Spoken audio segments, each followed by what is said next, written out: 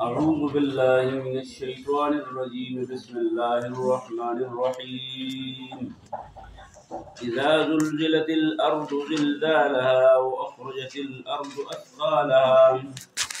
وقال الإنسان ما لها يومئذ تحدث أخبارها بأن ربك أوحى لها يومئذ يصدر الناس أشتاتا ليروا أعمالهم فمن يعمل مثقال ذرة خيرا يره ومن يعمل مثقال ذرة شرا يره.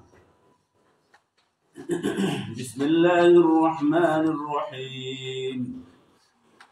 والعاديات ضبحا فالموريات قدحا فالمغيرات صبحا فأثرن به نقعا فوسطن به جمعا إن الإنسان لربه لكنود وإنه على ذلك لشهيد وإنه لحب الخير لشديد. أفلا يعلم إذا بعثر ما في القبور وحصل ما في الصدور إن ربهم بهم يومئذ لخبير. دا سورة دا سورة الزلزال پنوم بانی یو مشهور دے و دا بل پا عادیات بانی مشهور دے. زلزال دا زلزلین دے زلزلہ خپلتا سپی جنے دا زمکی درزے دوتا و عقیدو حلاوی دوتا. دا قیامت پا والے بانی په دې صورت کې الله تبارک وتعالی د قیامت د قائمېدو په وخت کې د ځمکې د حالت هغه کیفیت ذکر کوي. څنګه چې په چڼوني کې خلک څه شي واچوي او پاک او ګندګي بیلوي نو داسې یوه شڼۍ یا هغه کوم چې د هغې د کار څیز وي هغه ترې بر پاتې شي او کوم چې بېکاره واړه پکې خاوه لیدلي هغه ترې کته وګوري. دغه شانی الله تعالی د دې ځمکې انداز وروسته سوره قارعه کې به ووایو انشاءالله چې دا ځمکه به داسې نرمه شي لکه مالوچ او د انسانان به په دې هوا کې داسې الودي لکه څنګه چې دا په شکل کې تاسو کتلي دا ماشي او دا پروانې د اور خواته داسې الودي رالودي دغه شکل په دې هوا کې الودي. دا په دې ځمکه دا ګرځېدل به ختم شي. ځمکه به مالوچ شي نو بیا په ځمکه ګرځېدل نه کوي. چې کله دا انداز شروع شي نو زلزله به زلزله زلزلت الارض دا ځمکه به داسې ړقېږي هغه خام مال او پاک مال نو دا هر څه به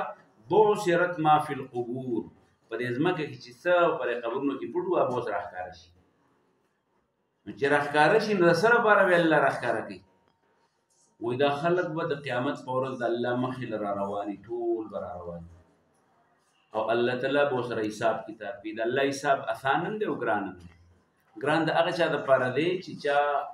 د الله د خفګان کارونه کړي الله دې د موږ نه راضي شي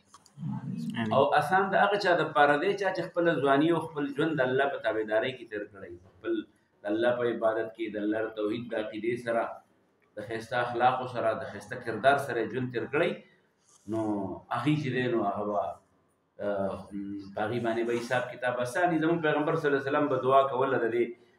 صورتونو په اختتام کې اکثر چې اللهم حاسبني حسابا یسیرا ولا تحاسبني حسابا عسیرا. الله د ما سره اسان حساب کتاب او اسان حساب کتاب دې ته نه وایي چې ډېر تپوسونه د نه کم وکړي. اسان حساب دې ته وایي چې بس اړولی څوک دی الله ته تپوس ونه کړي ورته وایي ځاله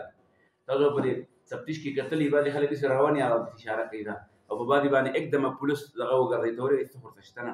نو دغه شانې نوخې شه نو بس هلکه چې د چا نه تپوس وشو چې ولې کله دا خو تباه برباد شي. یو صحابي راغی د رسول الله صلی الله علیه وسلم خواله بنډه شوی پیغمبر علیه السلام ته یوه خبره وکړه. ابو داود کې دا حدیث نقل دی. ویل یا رسول الله صلی الله علیه وسلم ما ته د قرآن یو ځای وښایه چې دی یاد کړم او ډېر راته نه یادېږي لږ ځای راته ووایه چې دی یاد کړم. نو پیغمبر علیه السلام ورته دا صورت یاد کړو ویل دا وایه اذا زلزلت الارض زلزالها واخرجت الارض اثقالها وقال الانسان ما لها يومئذ تحدث اخبارها بان ربك اوحى لها يومئذ يصدر الناس اشتاتا ليروا اعمالهم فمن يعمل مثقال ذره خيرا يره ومن يعمل مثقال ذره شرا يره. دا سورۃ ویلیات. نبی صلی الله علیه وسلم یو حدیث کې راځي تر سنن ترمذی کې دا حدیث نقل لې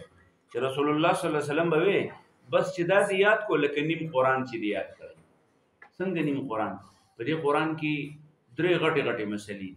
درې غټه یو مسله د الله ر توحید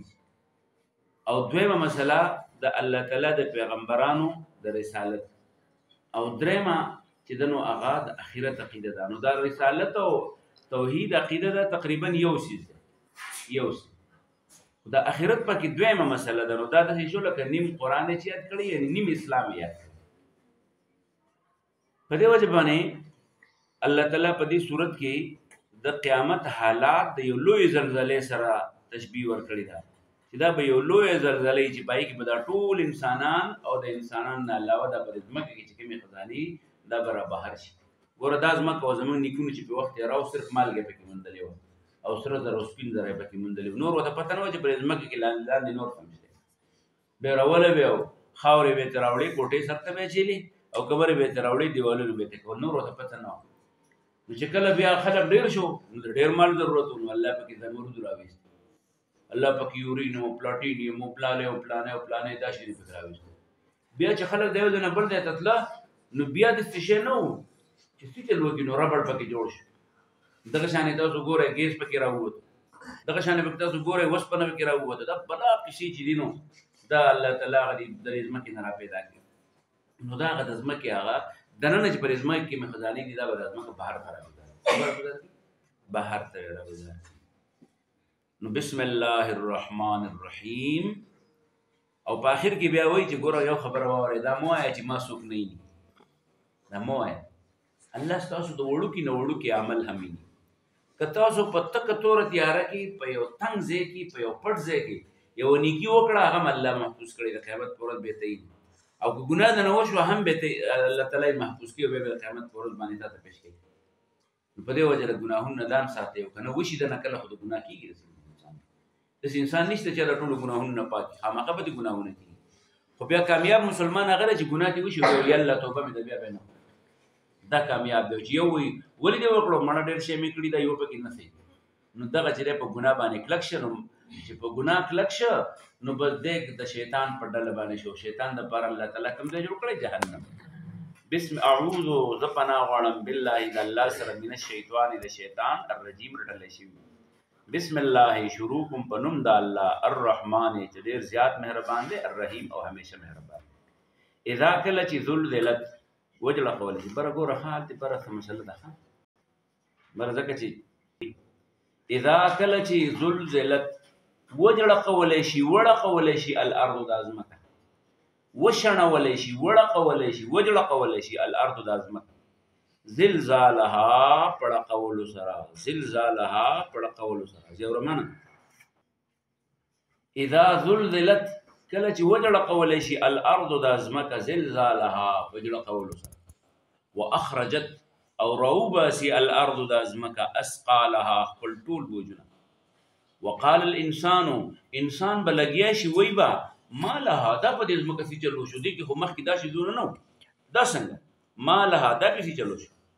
یومئذ الله وایي په دغه ورځ د قیامت به تحدثو دا ځمکه بیانوي اخبارها خپل ټول خبرونه، دا ځمکه به خپل ټول خبرونه څه کوي؟ بیانوي به بأن ځکه چې ربک ستا رب اوها حکم کړی لها دې ځمکې ته، ستا رب به حکم کړی ځمکې ته چې شا به دې ځمکه کې چې سړي راوباسه نو ځمکې بیا چېرته ساتلی شي؟ د الله حکم به ورته وشي. بأن ځکه چې ربک ستا رب اوها حکم کړی لها دې ته. یومئذ په دغه ورځ یصدر الناس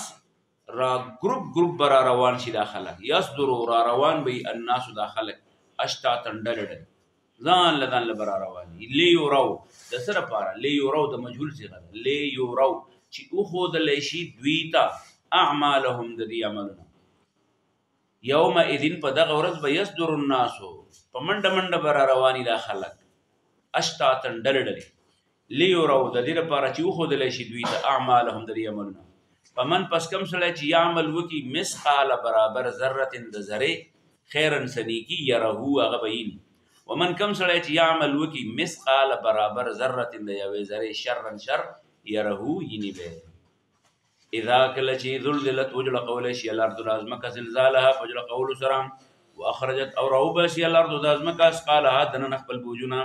وقال الانسان وانسان لګیا شي وای مال هذا به چلو شو په دې ازمکه یوم دین په دغه ورځ به تحدث بیانې د ازمکه اخبار خپل ټول خبرونه بان ذک چې ربک استرب او حکم کړی له دیتا یوم دین په دغه ورځ به یصدر الناس رواني خلق اشداتن دلدلې